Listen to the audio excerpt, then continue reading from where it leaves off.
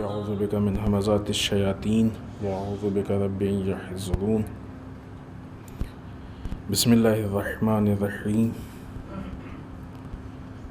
الحمد لله وسلام على عباده الذين اصطفى واللعنة الدائمة الباقية على أعدائهم أجمعين من الآن إلى قيام يوم الدين. أما بعد فقد أوصيكم ونفسي بتقوى الله. وقال علي بن أبي طالب عليهما الصلاة والسلام: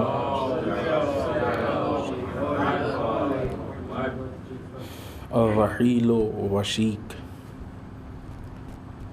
اس پہلے خطبے میں سب سے پہلے اپنے نفس کو اور آپ سب کو اللہ کے تقوی کی طرف دعوت دیتے ہوئے، اس لیے کہ تقوی کے فائدوں میں سے ایک اہم ترین فائدہ یہ ہے کہ تقوی ہم کو یہ بتاتا ہے کہ اس زندگی کا مالک کون ہے اور اس کا مقصد کیا ہے. انسان اگر اس مقصد کی طرف متوجہ نہیں ہے، یا یوں کہا جائے کہ مقصد حیات کو نہیں جانتا ہے، تو کئی مرتبہ ایسا ہوتا ہے کہ بہت سارے چھوٹی چیزیں کہ جس کو دنیا مقصد بنا کے پیش کرتی ہے، اس میں اتنا بزی ہو جاتا ہے کہ اصل مقصد سے غافل ہو جاتا ہے. یا چھوٹی دوسری چیزیں انسان کو اتنا اپنے میں بزی کر لیتی ہیں کہ وہ مقصد تک نہیں پہنچ پاتا ہے، باوجود اس کے کہ اس کے اندر صلاحیت ہے مقصد تک پہنچنے کے لیے. اللہ نے انسان کو خلق کیا ہے، پیدا کیا، اور اس کے بعد اس کو ایک مقصد دیا ہے، ایک سسٹم دیا ہے. تو یہ اس بات کی دلیل ہے کہ اللہ نے اس کو مقصد تک پہنچنے کی طاقت بھی دی ہے اور سسٹم پہ عمل کرنے کی طاقت بھی دی ہے. ہم یہ نہیں سوچ سکتے کہ نہیں ایسا کیسے ہو سکتا ہے، ہم یہ نہیں کر سکتے، ہم الگ سے نہیں ہیں. اللہ نے سسٹم سب کے لیے بنایا ہے اور سب کے اندر یہ طاقت دی ہے کہ اس سسٹم پہ عمل کریں.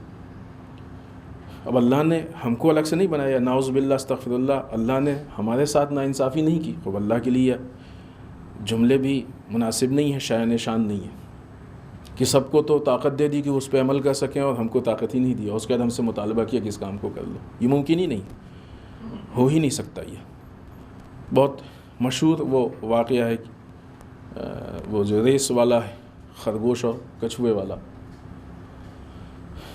دونوں کے پاس مقصد تک پہنچنے کی طاقت تھی، لیکن دونوں کی سرعت اور اسپیڈ میں بہت فرق تھا. لیکن چونکہ کچھوے نے اپنے مقصد کو ذہن میں رکھا اور بیچ میں دوسری چیزوں کو نہیں آنے دیا، وہ مقصد تک پہنچ گیا باوجود اس کے کہ دھیرے چلا. دیکھیں مثال ایک جہیز سے ہے نا. اب اس کا مطلب یہ نہیں کہ ہم لوگ دھیرے ہو جائیں، 4 کی جگہ 2 ہی رکعت نماز پڑھیں، نہیں، ہم کو اپنے سسٹم کو فالو کرنا ہے. مثال میں دیکھنا یہ ہے کہ مقصد کو فراموش نہیں کیا اس نے. خرگوش میں کچھوے سے کئی گنا زیادہ طاقت تھی مقصد کو حاصل کرنے کی، لیکن چونکہ بیچ میں مقصد سے غافل ہو گیا، لہٰذا مقصد تک نہیں پہنچ سکا. لیکن نہیں، تو جو دوسری چیزیں بیچ میں آتی ہیں، وہ تو خرگوش تھا، صرف ایک چیز بیچ میں آئی، نیند، کہ وہ اس میں غافل ہو گیا، مست ہو گیا، بے ہوش ہو گیا، جو بھی کہہ لیجئے. لیکن انسان کو غافل کرنے کے لیے بہت ساری چیزیں آتی ہیں، شہرت، واہواہی، فلاں. ابھی دنیا اس طریقے سے ہمارے سامنے ماحول کو پیش کر رہی ہے، ان چیزوں کا ڈائریکٹ تعلق تقوی سے ہے. یہ نہیں سوچیں کہ یہ دنیا سے الگ ہے، چونکہ ایک پورا سسٹم، سینٹرلائز سسٹم کام کر رہا ہے اس پہ. دنیا اس طریقے سے ہمارے سامنے ان چیزوں کو پیش کر رہی ہے، یوں کہا جائے کہ دنیا کو اس طریقے سے پیش کیا جا رہا ہے، اور جس کی طرف خود مولا کائنات نے مختلف اقوال میں ہم کو متوجہ بھی کیا ہے کہ ہم دنیا کے بہت سارے جھوٹے جو مقابلے اور کمپٹیشن ہیں اس میں بزی ہو جائیں. فلاں کا کپڑا ایسا ہے تو ہمارا ایسا ہونا چاہیے، فلاں کی گاڑی ایسی ہے تو ہماری ایسی ہونی چاہیے، فلاں کا گھر ایسا ہے تو ہمارا ایسا ہونا چاہیے، فلاں کی واہواہی ایسی ہے تو ہماری ایسی ہونی چاہیے، یہ کمپٹیشن، مقابلے، اس کی کوئی حیثیت ہے؟ کوئی اس کا فیصلہ ہے؟ جن لوگوں نے ان کمپٹیشن میں حصہ لیا ہے، ان مقابلوں میں، مسابقوں میں حصہ لیا ہے، بالفرض وہ مثلاً جیت گئے تو کہیں اعلان ہوتا ہے، کوئی ایوارڈ ملتا ہے، کتنے دن تک لوگ یاد رکھتے ہیں کہ فلاں صاحب نے بے مثال کپڑا پہنا تھا، ہے نا؟ آپ دیکھیں ہمارے ملک کی تاریخ میں وہ لاکھوں کے سوٹ کی بات ہے، اگر دنیا نے اس پہ تبصرہ کیا، یاد بھی رکھے ہے تو بعنوان عبرت یاد رکھے، پازیٹیو کوئی نہیں یاد رکھے، کسی نے پازیٹیو تبصرہ کیا اس پہ. تو یہ چھوٹی چھوٹی چیزیں ہیں کہ جس کا کوئی صحیح معنوں میں حساب کتاب اس حیثیت سے کہ مسابقہ ہی نہیں، ہاں اس حیثیت سے کہ ہم نے اسراف تو نہیں کیا، ہم غافل تو نہیں ہوئے، اس حیثیت سے ہے. ایکچولی حساب و کتاب دنیا میں ہے ہی نہیں. جو ہمارے اعمال ہیں، مقصد تک پہنچے کہ نہیں، ہدف حاصل کیا، اس کا دنیا میں حساب و کتاب تو آخرت میں ہے. یہ عمل کی جگہ ہے، حساب و کتاب کی جگہ آخرت ہے. لہذا تقوی الہی، اللہ کا تقوی، یہ جب انسان اس سسٹم اور نظام کو اپناتا ہے تو اس کے تاثیر میں مقصد حیات کو یاد رکھتا ہے، زندگی کے مقصد کو یاد رکھتا ہے. ایک دوسرے مقصد سے غافل نہیں ہونے پاتا. تیسری چیز، دن بہ دن جتنا انسان اس نظام پہ عمل کرے گا اتنا مقصد اس کے لیے اور کلیئر، واضح، اجاگر ہوتا جائے گا. ہم یہ نہیں کہہ سکتے کہ آج جو کچھ ہم نے علم حاصل کر لیا، پڑھ لیا، سیکھ لیا، پہچان لیا کافی ہے. نہیں، ہر روز اس میں اضافہ ہوتا ہے اور ہونا چاہیے، اور ہر ایک کے ہوتا ہے. مومن کے 2 دن ایک جیسے نہیں ہوتے. ہم علم حاصل کرتے رہیں، غور و فکر کرتے رہیں، اور اس معرفت میں، یقین میں، ایمان میں ہر روز انشاءاللہ اضافہ ہوتا جائے گا تو ہمارے لیے مقصد اور کلیئر ہوتا جائے گا، ایمان ہمارا اور مضبوط ہوتا جائے گا. لہذا تقوی الہی اس نظام کا نام ہے، اس سسٹم کا نام ہے کہ جو ہم کو مقصد کو فراموش نہیں ہونے دے گا، کمزور نہیں پڑنے دے گا، اور ہر روز مقصد کو دن بہ دن مضبوط کرتا جائے گا. آئیے اس کے بعد امیر المومنین مولائے متقیان حضرت علی بن ابی طالب علیہ الصلاۃ والسلام کا یہ قول کلمات قصار میں سے کہ ترتیب وار اور سلسلہ وار جس جنانی امام کے حکمتوں پہ گفتگو ہو رہی ہے، بہت ہی مختصر قول ہے، جسے کہا جائے کہ صحیح معنوں میں واقعی 2 لفظ ہے پورے گفتگو میں، لیکن میسج اس میں بہت گہرا اور بہت اہم اور بہت بڑا، کہ یعنی انسان کی زندگی کامیاب ہو جائے. امام فرماتے ہیں الرحیل وشیک. رحیل سواری کو کہا جاتا ہے، اور وشیک یعنی وہ اسپیڈ کی جو تعجب خیز ہو. امام اس میں کہنا چاہتے ہیں کہ انسان کی اس دنیا سے کوچ کا وقت آ گیا. موت کا کوئی وقت یقینی نہیں ہے. ایسا نہیں کہ جب انسان پیدا ہوا یا کچھ کیا تو اس کو بتا دیا گیا کہ آپ اتنے سال زندہ رہیں گے. خوب، اس کا مطلب کیا ہے کہ اگلے لمحے ہماری موت آ سکتی ہے. ممکن ہے کہ نہیں ممکن ہے؟ دوسروں کو نہیں کہیں گے، شاید برا لگے کسی کو، ہم خود کو کہہ رہے ہیں. ممکن ہے کہ اگلے لمحے ہو سکتا ہے یہ جملہ، یہ لفظ ہمارا پورا نہ ہو، موت آ جائے. ہے نا؟ ممکن ہے. خوب، اس کا مطلب کبھی بھی انسان مر سکتا ہے، تو پھر یہ مان کے چلے کہ موت کا وقت آ گیا. اور جو بھی وقت انسان کا اس دنیا میں ہے، بھی جو آگے گفتگو ہم آپ کے سامنے بعض آیتیں اور روایتیں پیش کریں گے، جو بھی وقت انسان کا اس دنیا میں ہے، یہ وقت جو گزرتا ہے وہ اتنا فاسٹ گزرتا ہے کہ اس کا مطلب یہ نہیں ہے کہ مثلا اگر انسان 25 سال، 50 سال، 60 سال، 70 سال، 80 سال دنیا میں ہے تو یہ وقت انسان کے لیے بہت زیادہ ہے. یہ بھی اتنی تیز گزرتا ہے کہ انسان کو احساس تک نہیں ہوتا ہے.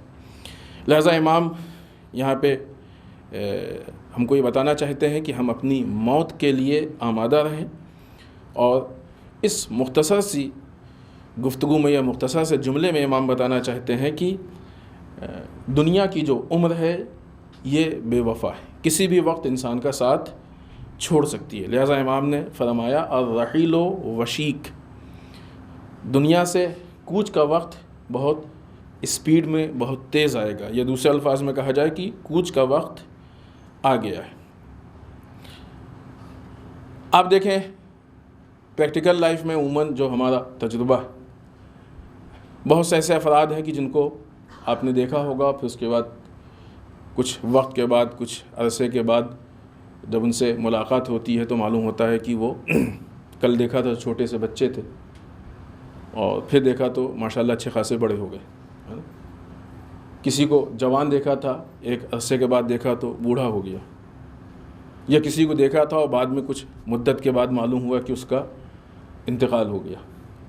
تو یہ وقت اتنی تیز گزرتا ہے کہ انسان کو احساس، انسان کہتا بھی یار ان کی اتنی ایج ہو گئی، داڑھی سفید ہو گئی، ایسا ہو گیا ویسا، کل تو یہ ٹھیک ٹھاک تھے ماشاءاللہ، کل تو یہ جوان تھے، اتنی جلدی ہو گیا۔ خوب جلدی نہیں ہوا، یہ حقیقت حال ہے، یہ زندگی کی حقیقت ہے۔ یہ جلدی صرف ان کے ساتھ نہیں ہے، ہمارے ساتھ بھی ہوئی ہے۔ ہم اپنے آپ کو روز دیکھ رہے ہیں، اس لیے ہم کو احساس نہیں ہو رہا ہے اپنی تبدیلی کا، لیکن ان کو جو ہم نے ابھی دیکھیں لاک ڈاؤن میں بہت سے لوگوں نے صرف کتنا وقفہ 1 سال 2 سال کے بعد دیکھا تو کتنا فرق محسوس ہوا۔ یہ تو 2 سال پہلے چھوٹے سے تھے، ابھی تو ماشاءاللہ داڑھی مونچھیں آ گئی، اتنے بڑے ہو گئے، لمبے ہو گئے، یہ ٹھیک ٹھاک تھے، بوڑھے ہو گئے۔ یہ ہوتا ہے کہ نہیں؟ یہ اس اسپیڈ سے انسان کی زندگی گزر رہی ہے، یہ اسپیڈ ہے ہماری کہ جس کا ہم کو احساس نہیں ہے۔ چونکہ احساس نہیں ہے اس لیے ہم غافل۔ انسان عمر کے گزرنے سے در واقع موت یا عمر کا گزرنا ایک ایسی چیز ہے کہ جس پہ سب کو ایمان۔ کوئی کہہ سکتا ہے کہ ہماری عمر نہیں بڑھے گی؟ البتہ جس کو ہم بڑھنا کہتے ہیں ایکچولی وہ گھٹنا ہے۔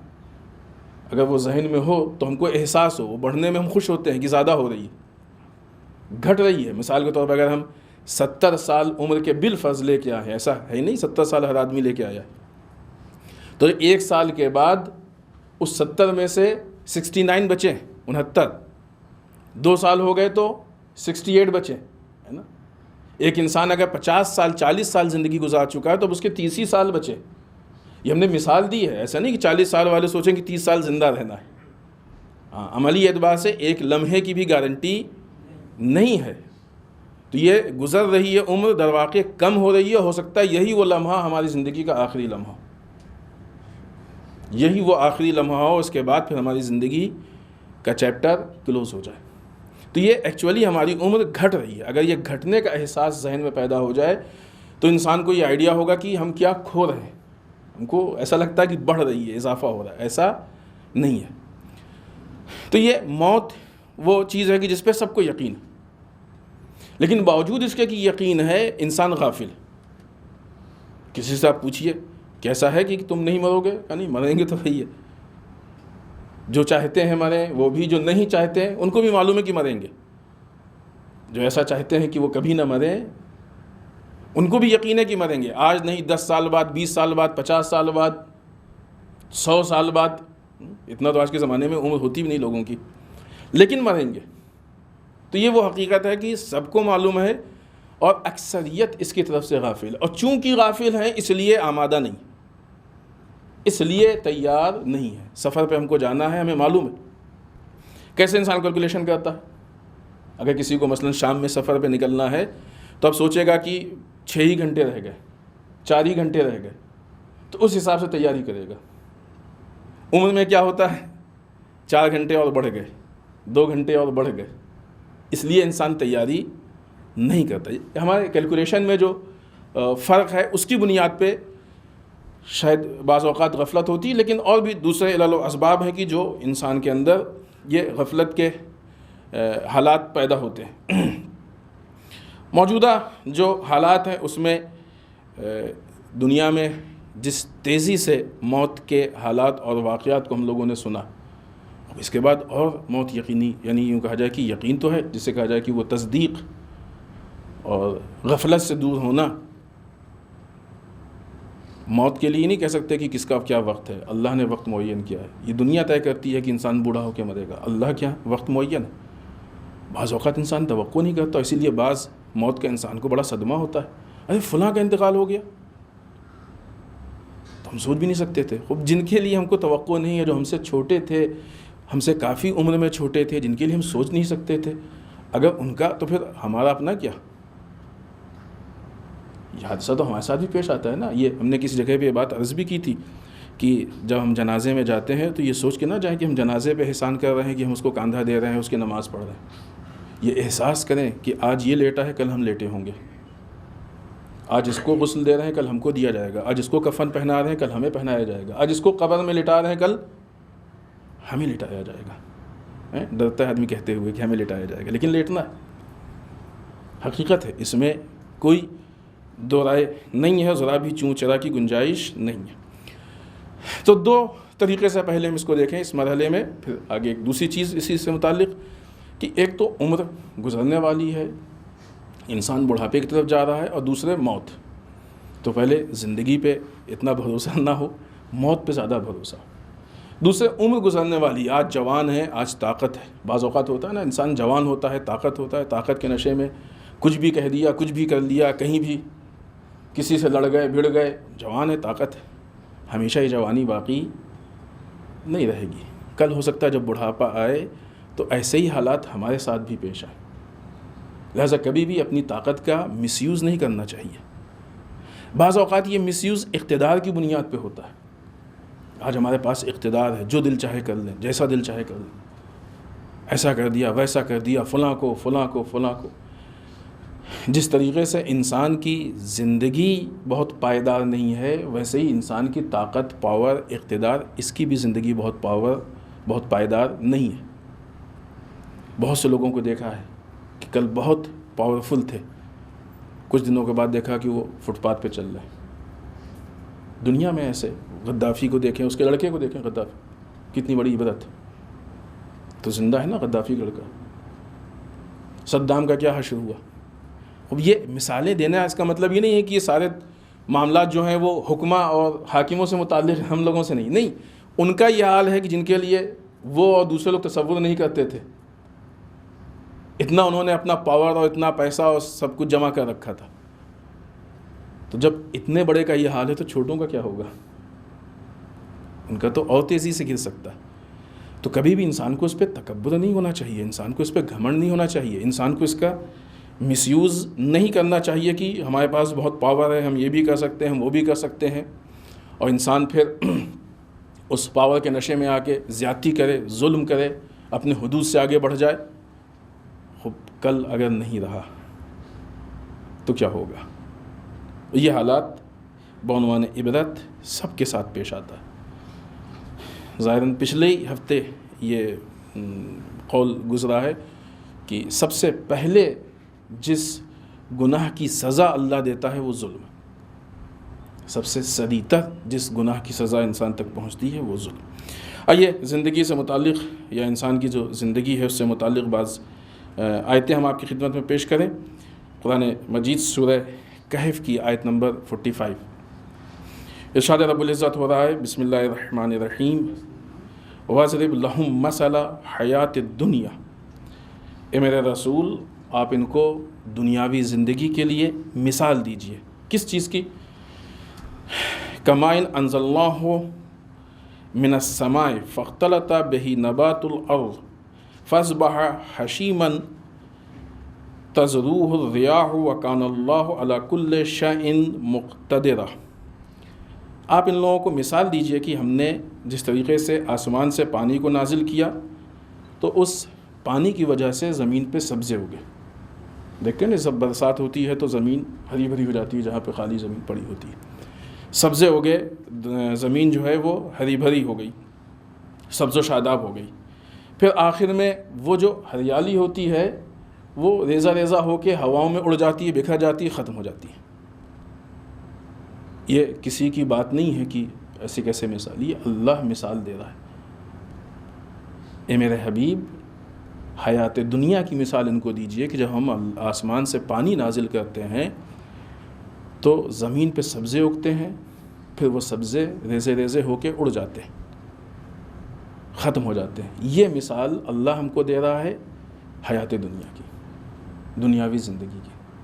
یہ قرآن کی بات ہے، سورہ کہف آیت نمبر 45۔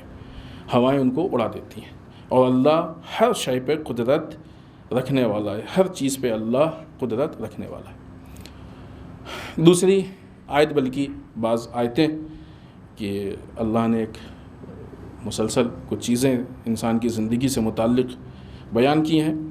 قال کم لبثتم فی الارض عدد سنین، قیامت کے دن اللہ لوگوں سے سوال کرے گا، پوچھے گا کہ تم زمین پہ کتنے سال رہے ہو؟ اس وقت لوگ جواب دیں گے قالوا لبثنا یوما او بعض یوم، پروردگار ہم ایک دن یا اس سے بھی کچھ کم رہے۔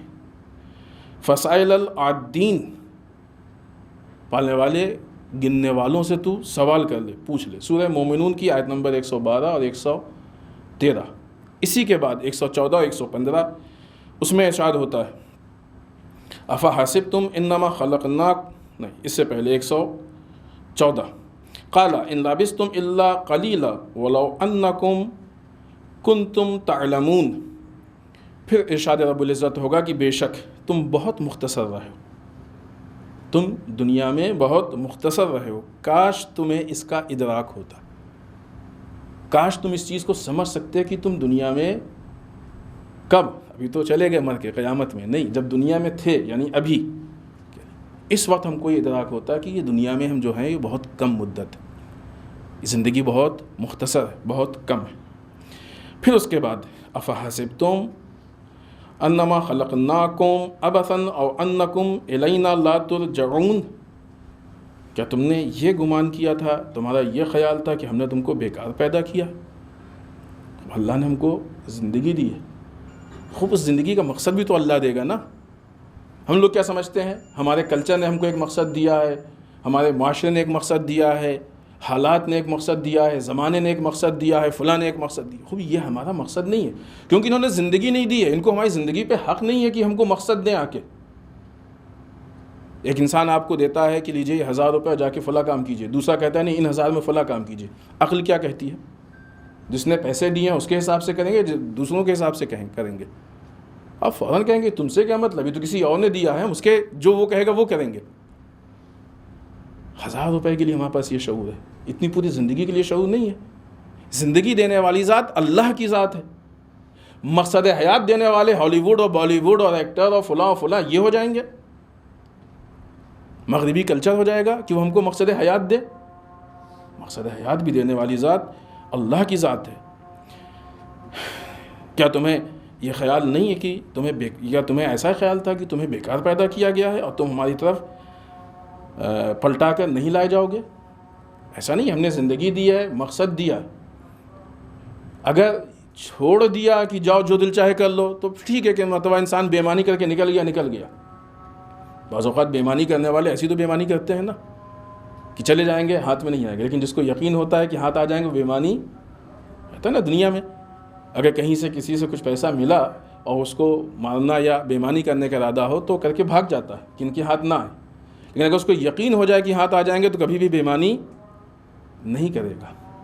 اس اللہ کی دی ہوئی زندگی، اور مسئلہ صرف زندگی کا نہیں، یہاں پہ گفتگو زندگی پہ ہے، ورنہ یہ جسم بھی اللہ کا دیا ہوا ہے، یہ جسم اللہ کا دیا ہوا ہے، جسم میں جو طاقت ہے وہ اللہ کی دی ہوئی ہے، ایک چیز اللہ کی دی ہوئی، سب اللہ کا دیا ہوا ہے۔ اور ان ساری چیزوں کے بعد اللہ نے ہم کو ایک مقصد دیا ہے کہ تمہاری زندگی کا مقصد ہے۔ ہاں اب اگر ممکن ہے، چونکہ بعض جگہ روایتوں میں اس طرح کی چیزیں بھی ہیں کہ امام نے کہا ہے کہ 5 کام کر لو پھر جو دل چاہے وہ گناہ کر لینا، اس میں سے ایک یہ کہ اللہ کی جو قدرت ہے یا جو اللہ کی حکومت اس سے باہر نکل جاؤ، پھر جو دل چاہے گناہ کر لو۔ تو اگر اتنی طاقت ہے ہمارے اندر کہ یقیناً نہیں ہے، معلوم ہے ممکن ہی نہیں ہے، کسی کے لیے ممکن نہیں ہے۔ اگر یہ ممکن ہو کہ ہم اللہ کی حکومت سے نکل جائیں، ایسا بھاگ جائیں کہ پھر اللہ کے پاس واپس نہ جائیں، تو ٹھیک ہے جو دل چاہے کر لے، ہم کو حساب۔ لیکن جب یقین ہے کہ ہم کو پلٹ کے اس کے یہاں جانا ہے، ہمیں حساب و کتاب دینا ہے اور ایک ایک ذرے کا حساب دینا ہے، تو پھر اب اس زندگی کے ساتھ بے ایمانی کیسی؟ کیوں؟ اب اس نظام کے ساتھ پھر بے ایمانی کیوں؟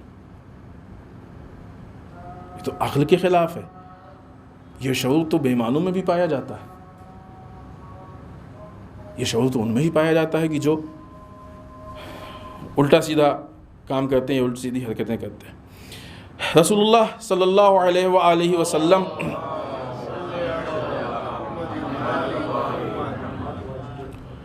فرماتے ہیں دنیا کی زندگی کے لیے الدنیا ساعۃ، دنیا ایک گھنٹے سے زیادہ یا ایک وقت سے زیادہ نہیں، عرف عام میں ایک گھنٹہ کا ہے، یعنی رسول بتانا چاہتے ہیں مختصر مدت، تھوڑی سی زندگی، بہت زیادہ نہیں ہے اس کی زندگی۔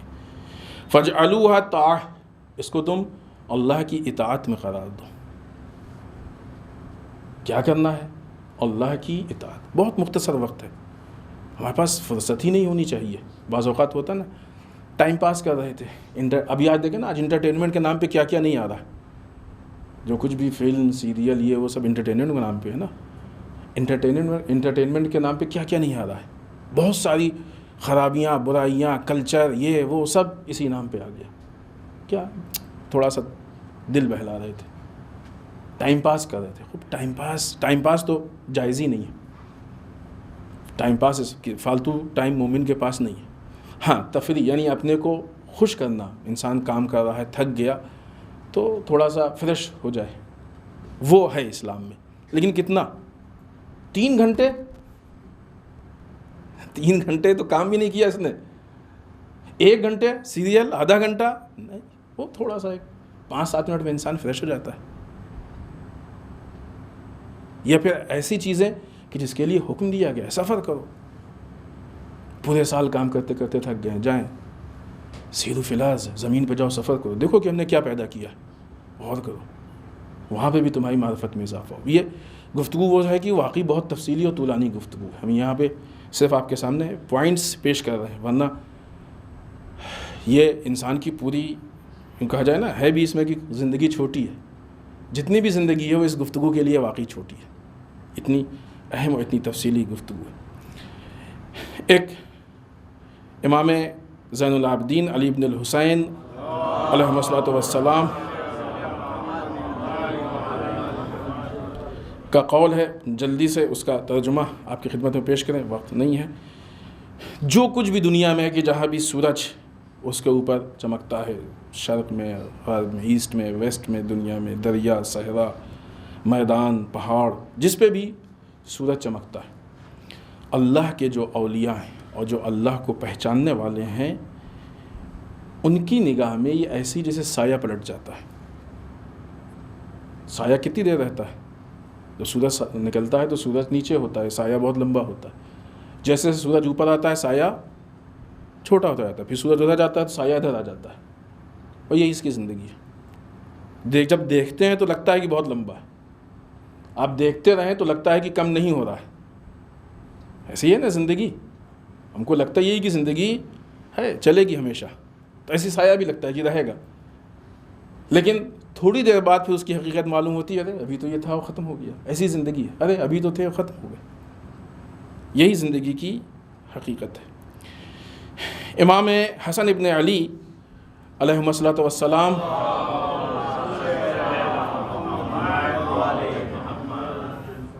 کا ایک شعر ہے، اس کا ترجمہ آپ کی خدمت میں پیش کریں کہ امام فرماتے ہیں کہ دنیا کی جو لذتیں ہیں ان کی کوئی بقا نہیں ہے، یہ باقی رہنے والی نہیں ہے۔ لہٰذا امام نے بھی یہاں پہ اس کی یہی مثال دی کہ یہ اس سائے کی مانند جلدی گزر جاتا ہے۔ اس سائے پہ انسان کو مغرور ہونا، گھمنڈ ہونا کہ ہمارے پاس یہ ہے، یہ احمقانہ چیز ہے، اس سوائے حماقت کے، بیوقوفی کے کچھ اور نہیں ہے۔ آخر میں ہم ایک جناب نوح کے قول سے اپنی گفتگو ختم کریں، اور اس لیے کہ جناب نوح کی عمر سب سے زیادہ تھی، لوگ دعا دیتے ہیں کہ اللہ تم کو عمر نوح عطا کرے، 900 سال، اس سے کم و زیادہ کی بھی روایتیں، اتنی طولانی عمر رکھنے والا نبی، وہ بتا رہے ہیں زندگی کے لیے۔ ہم یہاں پہ ان کا قول بھی پڑھ دیں، وجدت الدنیا کا بیت لہو بابان، ہم نے دنیا کو ایسا پایا کہ ایک گھر کے 2 دروازے، دخلت من احدہما وخرجت من الآخر، ایک دروازے سے داخل ہوئے دوسرے سے نکل گئے۔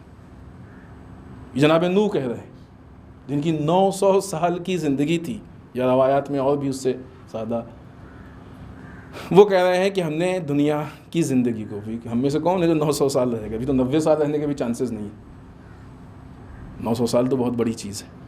لہٰذا اہم ترین چیز یہ ہے، امام بتانا چاہتے ہیں کہ ہم صرف اس مسئلے کو پہچان لیں کہ یہ جو زندگی ہے اور رحیل و وشیک، یہ بہت جلد گزر جانے والی ہے۔ چال، فریب، دھوکہ، دھڑی، شارٹ کٹ، جھول جھال، کھانچا، یہ سب کیا ہے؟ ہو سکتا ہے کرتے کرتے ہی انسان مر جائے۔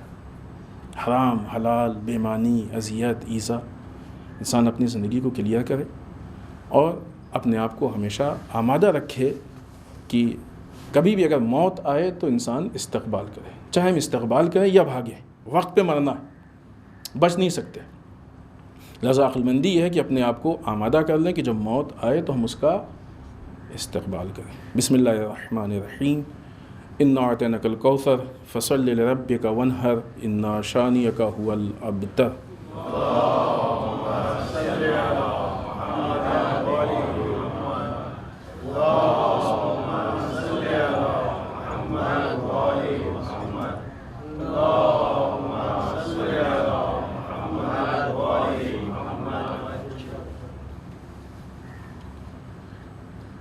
رب اعوذ بک من همزات الشیاطین واعوذ بک رب ان یحضرون۔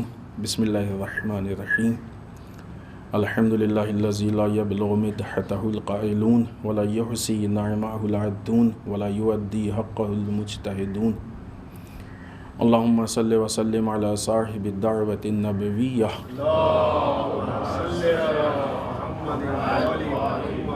وصولۃ الحیدریہ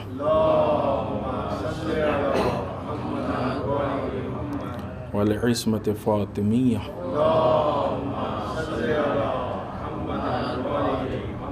والحلم الحسنیہ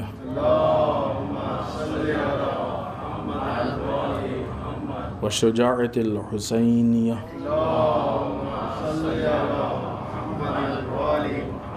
والعبادۃ السجادیہ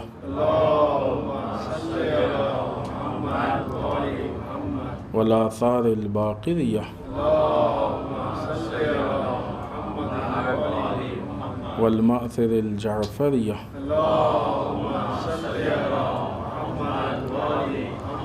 والعلوم الکاظمیہ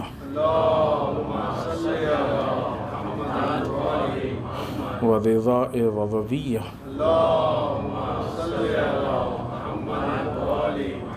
والجود التقویہ والنقاوة النقویہ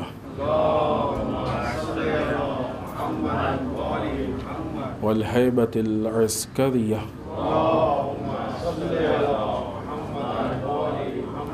والغیبۃ الہیہ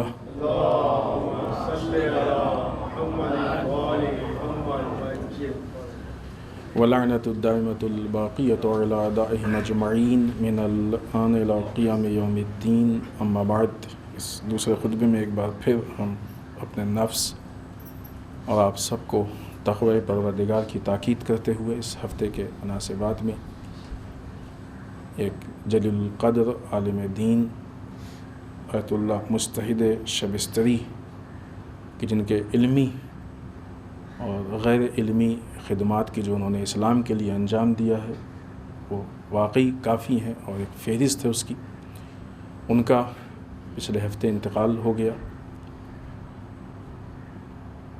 ادھر کچھ دنوں سے جہاں بہت ساری موت کی خبریں آئی ہیں، وہیں پہ برجستہ اور بزرگ علماء کافی ہمارے درمیان سے چلے گئے ہیں کہ یعنی اللہ کی نعمت اور برکتیں ہمارے درمیان سے کم ہو گئی۔ بہرحال اللہ ان کے درجات کو بلند کرے، ان کو جاوار معصومین علیہ السلام میں جگہ عنایت فرمائے۔ موجودہ ابھی وقت بہت زیادہ ہو گیا، لہذا مختصر ایک آدھ دو باتیں آپ کی خدمت میں پیش کریں۔ موجودہ زمانے سے متعلق مولائے کائنات کا ایک قول ہے کہ جو ہمارے لیے بہت بنیادی چیزوں کو حل کرتا ہے۔ امام نے دشمن کے جو فطرت اور جو مزاج ہے دشمن کا کام کرنے کا، دشمنی نکالنے کا، اس کی طرف اشارہ کرتے ہوئے ارشاد فرمایا ہے کہ اپنے دشمن سے ہوشیار رہنا، کیونکہ وہ دھوکے بازی سے کام لینے میں ذرہ برابر بھی تامل نہیں کرتا ہے۔ دشمن سے ہوشیار رہو، کیونکہ وہ دھوکے بازی سے کام کرنے میں ذرا بھی تامل نہیں کرتا ہے۔ آج جو لوگ اسلام کے خلاف کام کر رہے ہیں وہ در واقع ہم کو دھوکہ دے رہے ہیں، اس طریقے سے پیش کرتے ہیں اسلام کے خلاف چیزیں کہ ہمارے نوجوان یا جو بہت زیادہ مضبوط نہیں ہوتے ہیں علم یا فکر کے اعتبار سے، وہ کہتے ہیں ہاں صحیح تو کہہ رہے ہیں۔ یہ ایسا ہی ہے کہ جیسے کسی کو لوٹنا ہو تو اس کو، ایک زمانے میں تھا نہیں کہ وہ بسکٹ میں نشے کی چیزیں ملا کے دے دیتے تھے ٹرین پہ اور لوٹ لیتے تھے، یا بے ہوش کر دیا، یا اگر کسی کو، جو لوگ اللہ نہ کرے کس طرح کی وہ زہر بھی دیتے ہیں تو کھانے کی چیزیں ملا کے دیتے ہیں۔ تو ہوتا کیا ہے کہ جو چیز مثلا مٹھائی ہے، بریانی ہے، وہ بہت سی ہے، زہر اتنا سا ہے، تو ان کا دھوکہ بھی ایسے ہی ہوتا ہے۔ وہ چیزیں کہ جس کو معاشرہ صحیح کہتا ہے وہ کئی ہوتی ہیں، اتنا سا بیچ میں جو ان کا مقصد ہوتا ہے وہ ہوتا ہے۔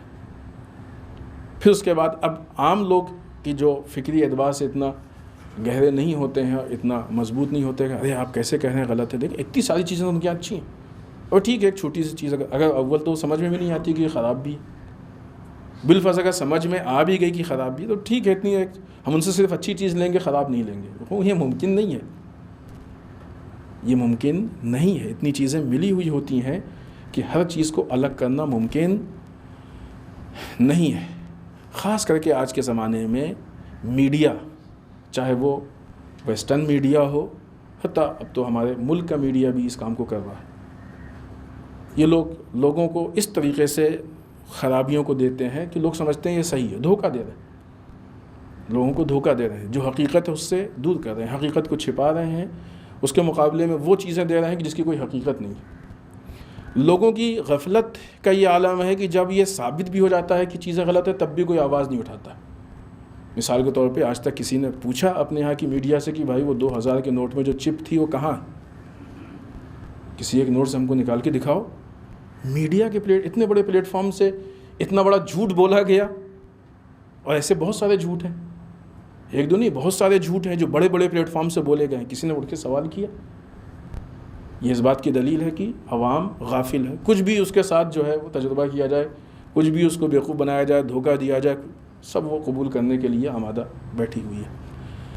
یہاں پہ اگر عوام ہوشیار ہو جائے تو یہ مسائل اپنے آپ، تو جو موجودہ حالات آج یہاں یہ ہوا، کل وہاں ہوا، مسئلہ یہ ہوا، پیش آیا، یہ مسائل سے لڑنے کا جو بہت اہم راستہ بنیادی ہے وہ یہ کہ ہمارے انسان کے اندر شعور پیدا ہو، بیداری پیدا ہو، حقیقت کو پہچاننے کی صلاحیت پیدا ہو، باطل کو پہچاننے کی صلاحیت پیدا ہو۔ یہاں پہ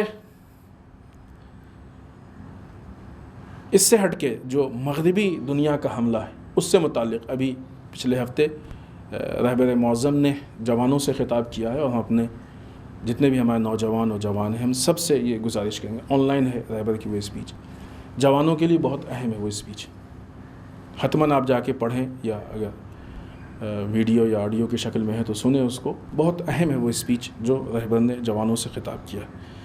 اس سے ایک میسج ہم یہاں پہ آپ کی خدمت میں پیش کر رہے ہیں، اور ایک اہم پوائنٹ کہ یہ سافٹ ویئر کے، ابھی اس سے پہلے بھی جو ہم نے گفتگو کی تھی اس کا تعلق بھی سافٹ ویئر ہی ہے، صحیح ہے، یہ سافٹ ویئر کا ایک حصہ ہے کہ ہمیشہ سے سامراجی طاقتوں کی یہ کوشش رہی ہے کہ انہوں نے قوموں کو ان کی صلاحیتوں سے، جو ان کے اندر صلاحیتیں ہیں جو کر سکتے ہیں، اس سے غافل کرنے کی کوشش کی ہے، اور اس حد تک غافل کیا ہے کہ وہ خود اپنی ہی جو صلاحیتیں ہیں اس سے انکار کر بیٹھتے ہیں کہ ہم ایسا نہیں کر سکتے۔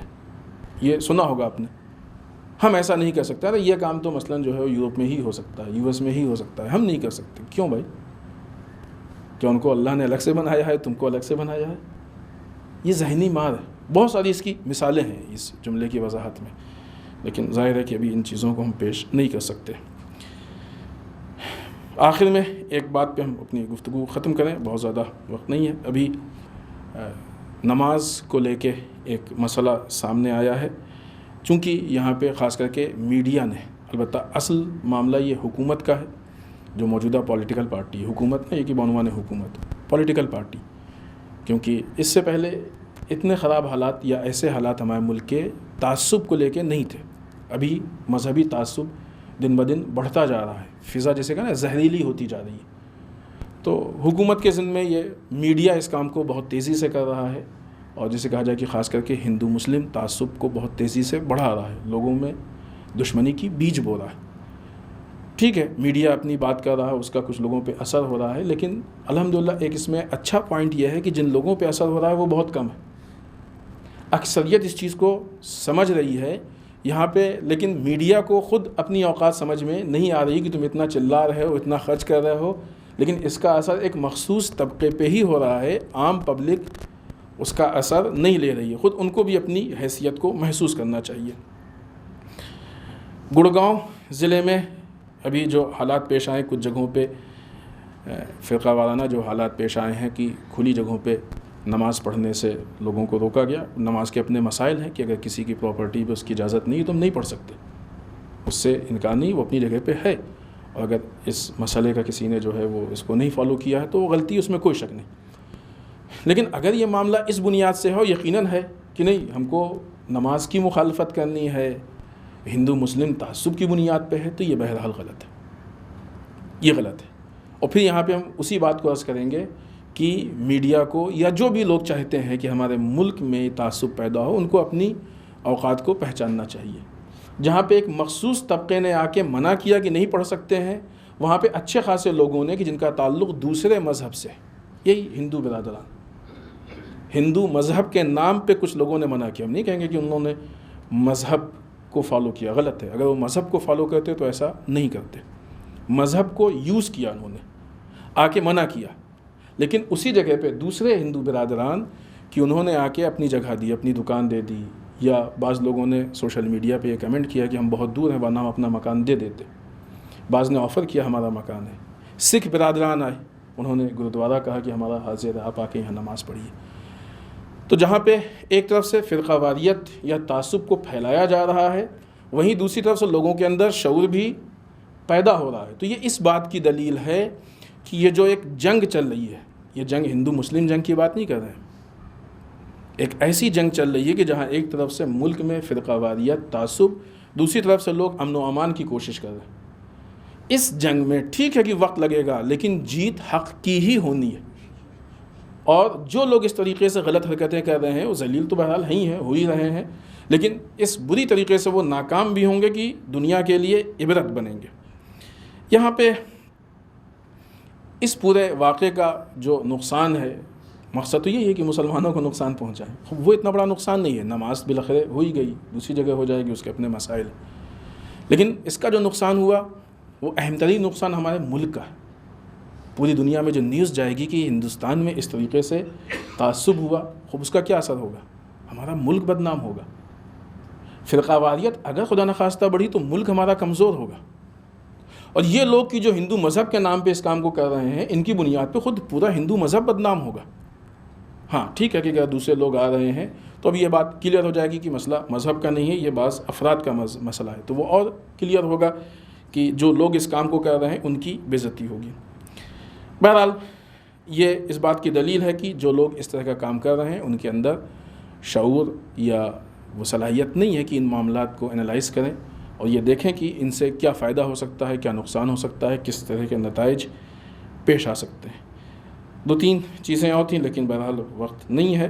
صرف ایک جملے میں ایک بات کہہ کے ہم بات کو ختم کریں کہ اس سے پہلے بات ہوئی تھی اس توہین کے لیے جو رسول اللہ صلی اللہ علیہ وآلہ وسلم سے متعلق. باقی ساری باتوں کو چھوڑتے ہوئے ایک جملہ عرض کریں کہ ہمیں یہ پوری کوشش کرنی چاہیے کہ وہ کتاب اس پہ پابندی لگے، نہ وہ چھپے، نہ منظر عام میں آئے اور نہ لوگوں کو تقسیم کی جائے. چونکہ جو حالات ہیں وہ حالات کے حساب سے ایسا لگ رہا ہے کہ ہم کو اس کے لیے محنت کرنی پڑے گی، کوشش کرنی پڑے گی. ٹھیک ہے، ہم جا کے کورٹ کے دروازے کو کھٹکھٹائیں گے، قانونی کوشش کریں گے، پھر جو فیصلہ ہوگا وہ اللہ مالک ہے، لیکن ہم اپنی کوششوں میں پیچھے ہم کو نہیں ہٹنا چاہیے، ہمیں اپنی بھرپور کوشش کرنی چاہیے. آخر میں بارگاہ پروردگار میں دعا کرتے ہیں پالنے والے ہم سب کو اعمال صالحہ کی توفیق عنایت فرمائے، بعد اعمال قبیحہ سے محفوظ رکھے.